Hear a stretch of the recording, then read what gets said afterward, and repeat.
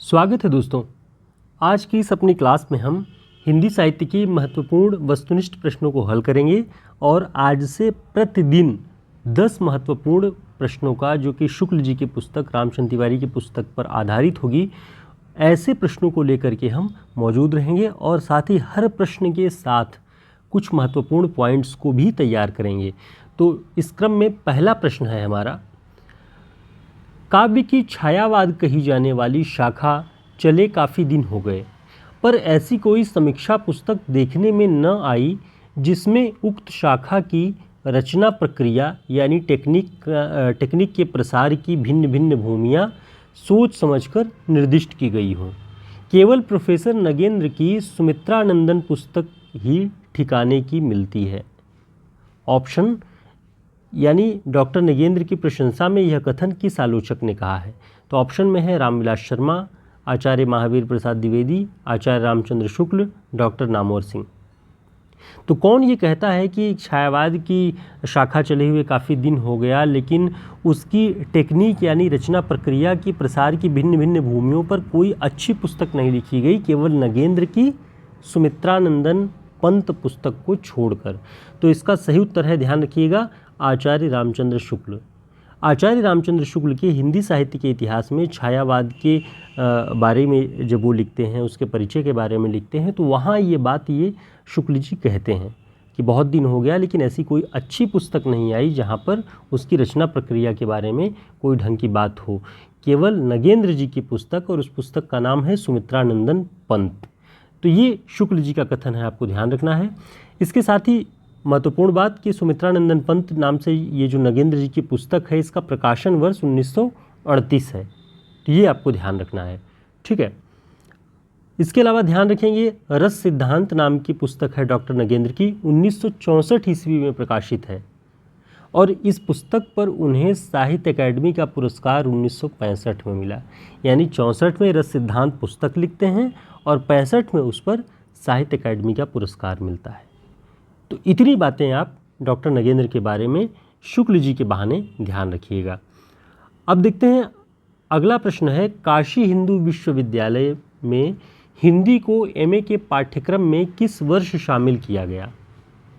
Option सन 1900, सन 1910, 1921, 1930। तो महत्वपूर्ण प्रश्न है, कई बार पूछा जा चुका है। तो इसका सही उत्तर क्या होगा? इसका सही उत्तर है 1921। काशी हिंदू विश्वविद्यालय के हिंदी एमए के पाठ्यक्रम में हिंदी को पहली बार 1921 में शामिल किया गया। और इसके बारे में महत्वपूर्ण तथ्य एक और ध्यान रखेंगे कि इसी वर्ष यानी 1921 में ही श्याम सुंदर दास जी को हिंदी विभाग काशी हिंदू विश्वविद्यालय में प्राध्यापक के तौर पे नियुक्ति प्रदान की गई, हिंदी के अध्यापक के तौर पे नियुक्ति प्रदान की गई है। तो 1921 का वर्ष, काशी हिंदू विश्वविद्यालय, हिंदी विभाग, एमए का पाठ्यक्रम और हिंदी, इतनी बातों को आप जोड़ के ध्यान रखिएगा। अगला प्रश्न देखते हैं। अगला प्रश्न है, केशव कौमुदी नामक टीका पुस्तक के रचनाकार कौन है? पुस्तक का नाम है केशव कौमुदी और ये किस प्रकार की, किस विधा की है? ध्यान रखेंगे, ये टीका है। इसके टीकाकार कौन है? ऑप्शन प्रेमघन, आचार्य रामचंद्र शुक्ल, बालकृष्ण भट्ट, लाला भगवान दीन। तो केशव कौमुदी नाम से टीका कौन लिखता है? तो इसका सही उत्तर है लाला भगवान दीन। महत्वपूर्ण है, इसे ध्यान रखिएगा। लाला भगवान दीन से जुड़े हुए कुछ और तथ्य हम ध्यान में यहाँ पे रखेंगे कि लाला भगवान दीन द्वारा लिखित अन्य टीकाएँ, शुरुआती दौर में बहुत सारी टीकाएँ लिखी गई और लाला भगवान दीन जी ने केशव कौमुदी नाम से लिखा है, प्रिया प्रकाश नाम से लिखा हुआ है, मानस की टीका, बिहारी बोधिनी, बिहारी सतसई जो बिहारी के दोहों पर आधारित जो रचना है, उसकी टीका बिहारी बोधिनी नाम से लाला भगवान दीन ने किया हुआ, ध्यान रखना है। छत्रसाल दशक और दोहावली, इतनी टीकाओं को ध्यान रखिएगा, लाला भगवान दीन जी के नाम से जोड़। आगे बढ़ते हैं।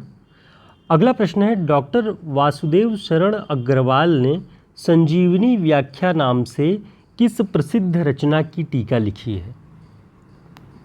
अभी हमने लाला भगवान दीन जी के टीकाओं के बारे में देखा। अब वासुदेव शरण अग्रवाल जी ने संजीवनी व्याख्या नाम से एक टीका लिखी है। किस प्रसिद्ध रचना की टीका है? ऑप्शन में है रामचरितमानस, सूरसागर, पद्मावत, बिहारी सतसई। तो इसका सही उत्तर क्या है? इसका सही उत्तर है पद्मावत। पद्मावत की टीका वासुदेव शरण अग्रवाल जी ने संजीवनी व्याख्या नाम से लिखी हुई है, इसे ध्यान रखिएगा। अगला प्रश्न है, हिंदी साहित्य में ऐतिहासिक और सांस्कृतिक आलोचना को विकसित करने का श्रेय निम्न में से किसे नहीं जाता है? ऑप्शन में है Vishwanath Prasad Mishra, ईलाचंद्र Joshi, Hazari Prasad Dwivedi, Parshuram Chaturvedi.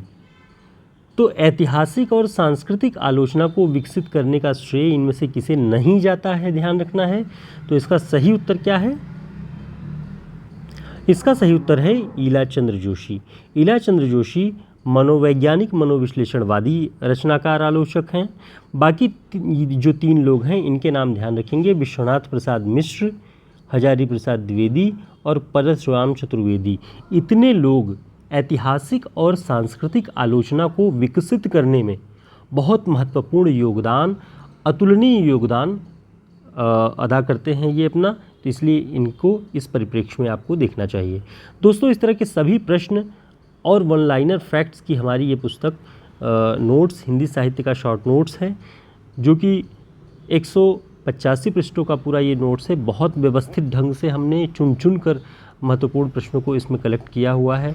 TGT, PGT, Haryana TGT PGT की परीक्षा हो गई या बीपीएससी की, यूजीसी नेट की सभी परीक्षाओं में बहुत उपयोगी है। इसमें हिंदी साहित्य का इतिहास, काव्यशास्त्र, भाषा विज्ञान, पुरस्कार, रचनाकार विशेष, सब पर वन लाइनर नोट्स और ऑब्जेक्टिव प्रश्न है।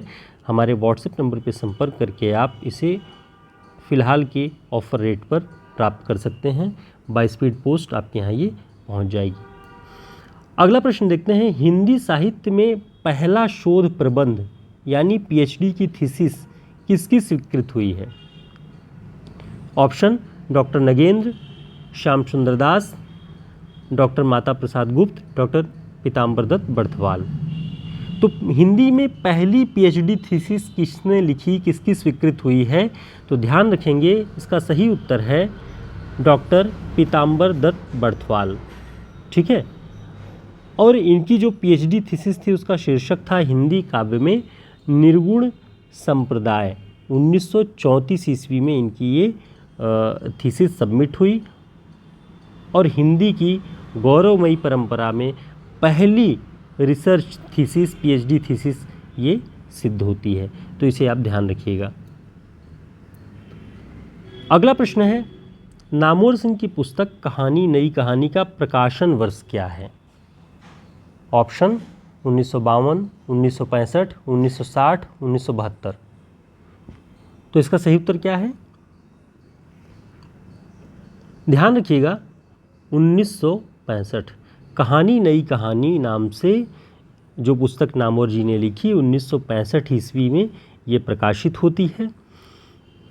1982 में दूसरी परंपरा की खोज इन्हीं की पुस्तक है, नामवर जी की ही, उसे भी ध्यान रखिएगा।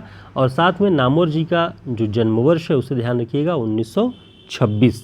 ठीक है। अथातो सौंदर्य जिज्ञासा 1977 में अथातो सौंदर्य जिज्ञासा नाम की आलोचनात्मक कृति कौन लिखता है? ऑप्शन रमेश कुंतल मेघ, विशंबरनाथ उपाध्याय, नामवर सिंह, राहुल सांकृत्यायन।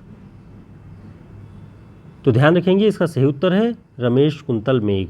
अथातो सौंदर्य जिज्ञासा 1977 में ये आलोचनात्मक कृति लिखी रमेश कुंतल। इनका उपनाम मेघ, साहित्यिक नाम जो है वो मेघ है। और इसी के साथ ये भी ध्यान रखिएगा, अथातो घुमक्कड़ जिज्ञासा नाम से राहुल सांकृत्यायन जी का यात्रावृत्त है। तो इन दोनों नामों को मिला करके आप ध्यान रखेंगे कौन किसका है। अगला प्रश्न देखते हैं, उपन्यास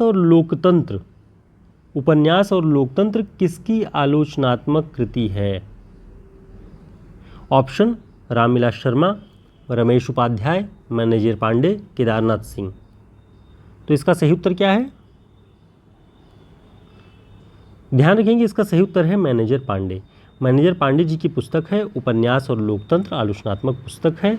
इसके साथ ही आपको ध्यान रखना है कि मैनेजर पांडे जी का जन्म वर्ष भी यहीं से लगे हाथ ध्यान रखेंगे, 1941 1941 में इनका जन्म हुआ है। ठीक है, फिलहाल इनकी मृत्यु हो चुकी है मैनेजर पांडे जी की। अगला प्रश्न है, आम के पत्ते काव्य संग्रह किसका है? ऑप्शन नरेंद्र कोहली, रामदरस मिश्र, विश्वनाथ प्रसाद तिवारी, एकांत श्रीवास्तव। तो इसका सही उत्तर क्या है? आम के पत्ते। आम के पत्ते पर रामदरस मिश्र जी ने इस शीर्षक से काव्य संग्रह लिखा हुआ है। तो ये काव्य संग्रह किसका है? रामदरस मिश्र जी का। इसके बारे में महत्वपूर्ण तथ्य ये है कि 2011 में इसे व्यास सम्मान प्राप्त है।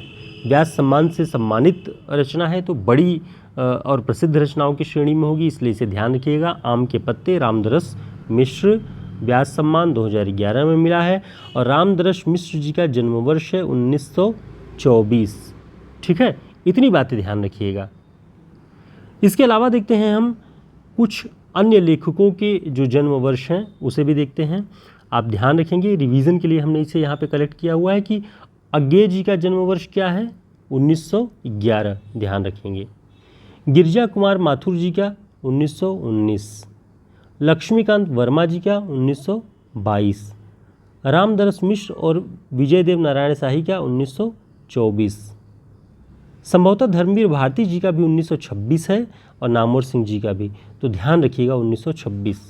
लक्ष्मी नारायण लाल और जगदीश गुप्त, इन दोनों का ध्यान रखिएगा 1927। रामस्वरूप चतुर्वेदी, हिंदी साहित्य संवेदना का इतिहास, आप इनकी पुस्तक पढ़ते हैं, इनका जन्म वर्ष है 1931 और मोहन राकेश का 1925 है, इसे ध्यान रखिएगा।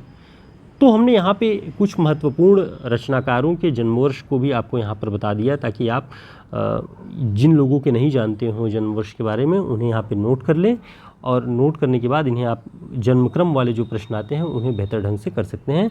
ये सारी चीज़ें आपको हमारे हिंदी साहित्य के शॉर्ट नोट्स में मिल जाएगी, और हमारा व्हाट्सएप नंबर डिस्क्रिप्शन बॉक्स में भी आपको मिल जाएगा। इस वीडियो के शुरुआत में भी हमने बताया हुआ है, व्हाट्सएप पर संपर्क करके आप इसे ऑर्डर कर सकते हैं। बहुत महत्वपूर्ण नोट्स है। फिर मिलेंगे एक नई क्लास में, तब तक के लिए नमस्कार, शुभकामनाएं।